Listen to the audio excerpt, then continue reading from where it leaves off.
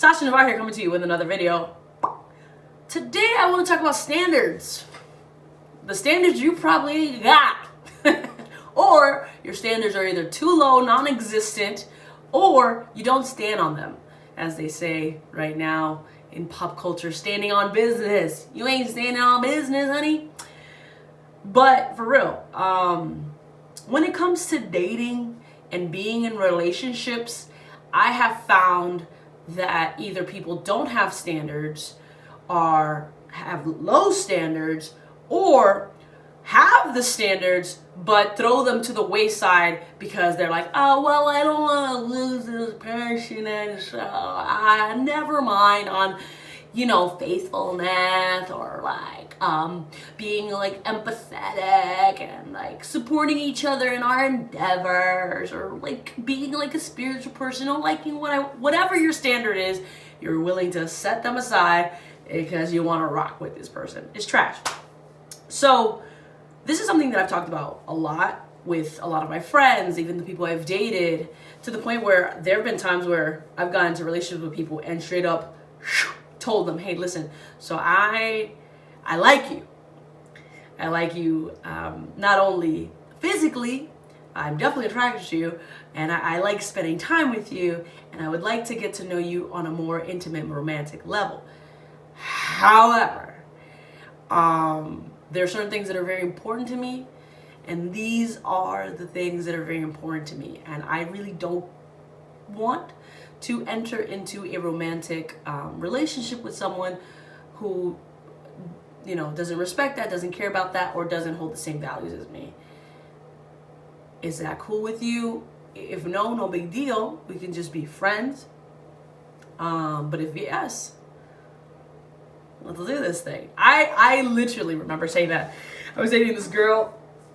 I started dating her towards the tail end of 2017, which was a very interesting year. It was a roller coaster of a year.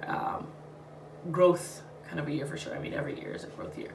But I remember we had met in August at a job that we were working at the same job together. She was in the hospitality hotel side of that business, and I was in the restaurant side of that business. And I remember being like, wow, she's really gorgeous. And like about a month later, I left that job and we exchanged numbers, and I had invited her to my birthday party, and she couldn't come out. But then about a month later, like towards the end of October, end of October, I had like shot her and a few other people just a positive message, because that's just something that I do. And I just sent like a positive like quote, a picture, just to spread positivity. And she was one of the very few people that not only responded back, but responded back with something positive as well. And I was like, wow, reciprocity. And at the time I didn't know that I couldn't tell you that I valued reciprocity. I just knew that that's something that I liked that she had done. Long story short, during that time I was practicing celibacy. And at the time I was like maybe 8 months, maybe 6 to 7 months into my 12-month celibacy commitment to myself. And yeah, and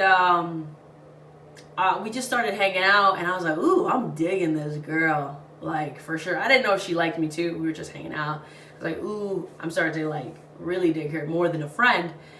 And I had one of my best friends. I was telling her, I was like, man, I really like this girl. And she's like, Sasha, you need to tell this girl, because she might be straight. You can't like have these feelings for her and she thinking that you guys are just friends while you have these feelings for her. I was like, do I have to tell her? My friend was like, yeah, you gotta tell her. I was like, damn it. Fine, I'll do it. So I tell the girl, I was like, hey, listen, I really like you as a friend, and I don't want to jeopardize our friendship, but I need to be honest with you and transparent. Like, I am attracted to you too. I am attracted to you. I didn't expect her to reciprocate those feelings whatsoever. And the next thing out of her mouth was like, I'm attracted to you too. I was flabbergasted, gobsmacked. And I was like, really? Holy smokes. And so that was nice. And then I was like, ugh, I gotta tell her some things. Cause like I'm like practicing celibacy right now, and I'm not trying to end that anytime soon.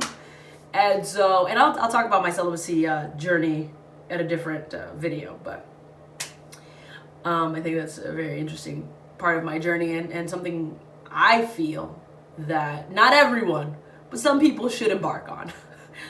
But again, for another video. Anyways, so I was like, hey, so like I like you, you like me, that's awesome. But I have to say that I'm, right now I'm celibate. Well, not celibate, because abstinent and celibate is two different things. I was abstinent. I apologize. I was practicing abstinence, and I was like, hey, listen, like I'm not having sex with anyone right now, and I'm also not even kissing anyone right now. So like I know we like each other, and that's all well and dandy, but like we're probably not gonna kiss anytime soon. Are you okay with that? Now, can you imagine? You absolutely being attracted to someone physically, mentally, emotionally, right? And you're feeling the seedlings, those like, oh my gosh, right? Emotions, crush, so to speak. You're getting a crush. And then that person reciprocating that same feeling back to you, and you're being like, hey, we gotta pump the brakes. We ain't gonna kiss. Because what's really important to me is that we can be in the same room with each other without being physical with each other, and we still enjoy each other's presence. That's where I'm at right now. Is that your jam? Or like, if that's not your jam, that's cool. No big deal. We could just be friends. And she said yes, which I was doubly gobsmacked, flabbergasted, because I'm like, holy smokes. This girl not only is reciprocating my feelings back to me, because she has her own feelings, but she's also respecting my standards and boundaries. Immediately yes. But that's not where it stopped. That's not where it ended.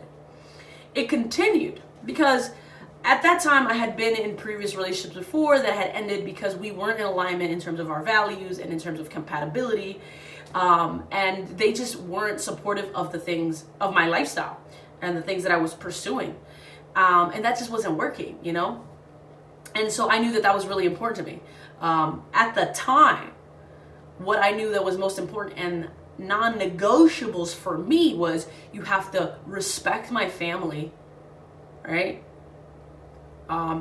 We all have crazy families, but you can't be out here talking shit. You can't be out here, you may have feelings, you may have thoughts, you can share them with me, but you gotta love my family.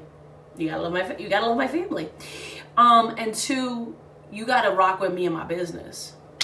You don't have to necessarily like do my business with me. It's not that. But if you see that I'm growing my business, and every business needs promotion, needs customers, maybe some organization. There's a lot of things that goes into running a business. And I was still learning how to do that, right? You don't have to do the business with me, but if you can support me in my business, like that's very important to me, right? You can't be talking shit about my business. You can't go against me. I can't be fighting my partner while I'm growing my business. So those at the time, by the way, this is back in 2017. We're in 2024 right now. At the time, those were my two non-negotiables.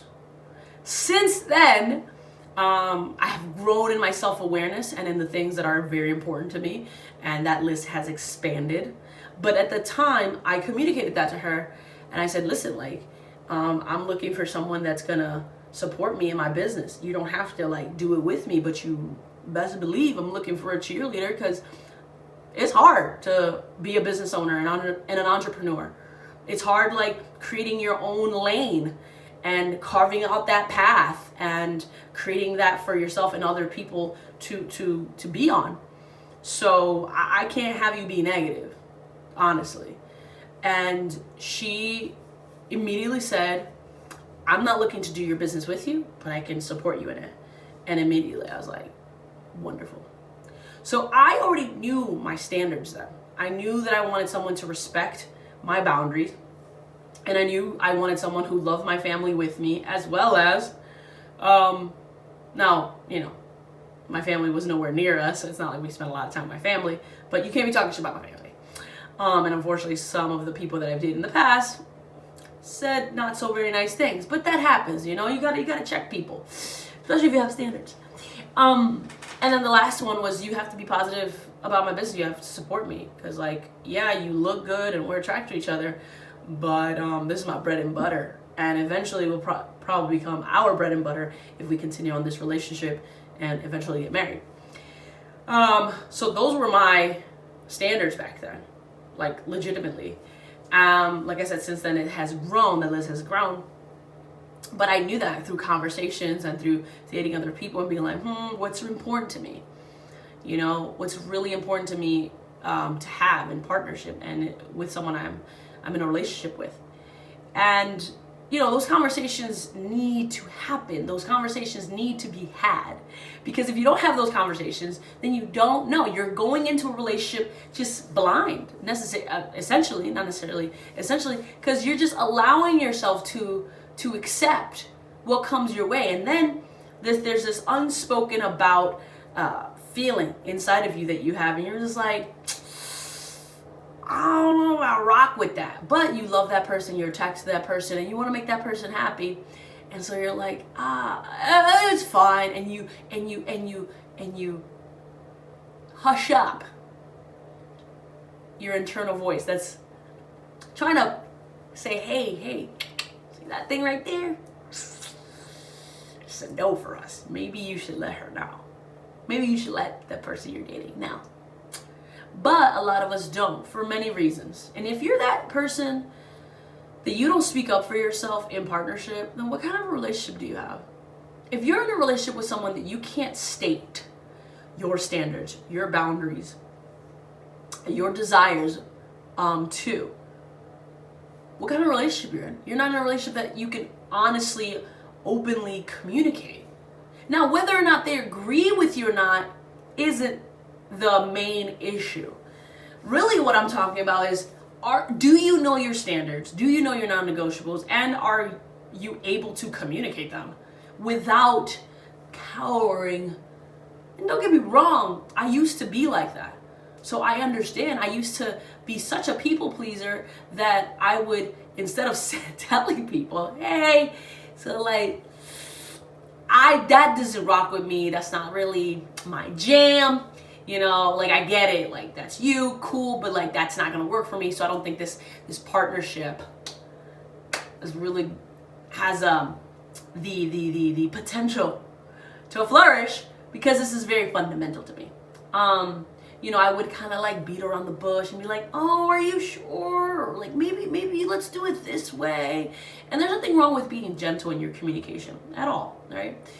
But I personally believe you need to be attuned to yourself to be able to know what's a yes and what's a no. I can take this, but with only this amount of time, right? Because sometimes not always, black and white. Yes, no, yes, no, yes, no. Sometimes it's not like that. Sometimes it's yes in the mornings. Yes once a week. Yes once a month. No at all. No every 2 days. If that makes any sense. So you have to know what your strong yeses are and what your strong nos are, and be able to communicate them. And if the so-called, what you may deem as person of your dreams, isn't falling in alignment with that, then they're not the person of your dreams. Fast forward with that relationship back in 2017, fast forward to 2019, come to find out, as we were dating and more conversations were being had, for me, empathy and my love language, words of affirmation, and overall compatibility became a lot more nuanced and a lot more clear to me. And I realized, I was like, oh wow, I really value and need a partner that communicates with me empathetically. You don't have to agree with me. But being someone who's verbally empathetic is very, very important to me, because I am also that way. And if I happen to not be, for whatever the reason, because sometimes we're not always there, we're not always present, And that happens. If I'm, reminded like, hey, I need this right now. I am there, right? Empathy and properly being claimed, as well as proper communication. At the end of the day, I realized that I needed another level of communication that wasn't being provided. And as much as there was still attraction, as much as there was still love in that relationship, I knew, and I know she also knew, based on the conversations we had, that moving forward it wouldn't work, because as much as we were attracted to each other, the compatibility component wasn't there. And that's just a recipe for disaster long term. And even though at the time, like, do I feel like I might be leaving prematurely? Not necessarily. Because if you already know and can see the writing on the wall and have had conversations with the person that you're dating that you're not in alignment in terms of values, I'm sorry, but in my personal opinion, the relationship is dead in the water. You might as well be friends, right? And that's what we turned into after some time, and acquaintance, and you would think that that's a sad story, but it's not. A sadder story would be two people in a relationship not fully being fulfilled or satisfied, because everyone has different needs, everyone has different standards. And when that was acknowledged and made aware of, like, a decision needed to be made. And so that's what this video is about. I just gave you a personal anecdote of my life, and nothing is perfect. But something I would suggest to you is asking yourself, like, just taking a moment, taking a beat, and asking yourself, what are my current standards? If I were to start dating someone right now, or if I am dating someone right now, have I communicated verbally and with, like, authority and directness my standards, whatever they are for you? I know some people's standards is like, I need to have a person who's Christian just like me. I need to have someone who's just as ambitious as me. I need to be in a relationship with someone who's empathetic, whatever it is. And those are just one, character traits, characteristic, personality, whatever. But what are they to you? Do you know what they are? Have you communicated them? And something I've learned is sometimes your needs and your standards change, they shift, they grow. And that's okay. You're an ever-evolving person. And when that happens, when you recognize that, when you gain that awareness, if it's happening to you right now, that's okay. Communicate it with your partner, right? It's very important. Now, how they react and respond to you is a whole nother thing. That is a whole nother video to be made. But this video is about, do you have standards? You probably don't. Or you do, but you've lowered them, or you've removed them and quieted them down and hushed them and been like, they're not that important, right? Your standards are really important, because you don't want to be, I just saw this video, picture of a pencil dating or holding hands with a screwdriver, a nail. Yes, a pencil and a nail. And then another couple that was a sharpener and a hammer together. I think that's what it is, if I'm not mistaken. And it's like, you stay in relationships with people who aren't complementary to you, because you're just like, you're either afraid to being alone for a while you figure out and you sift and you filter through people, through conversations. That's what dating is all about. Conversations. Getting to know each other more and more and more and more, to see if you're in alignment, to see if you have similar goals, similar vision, and if you want to add to each other. Bring out things in each other if that's what you desire in a relationship.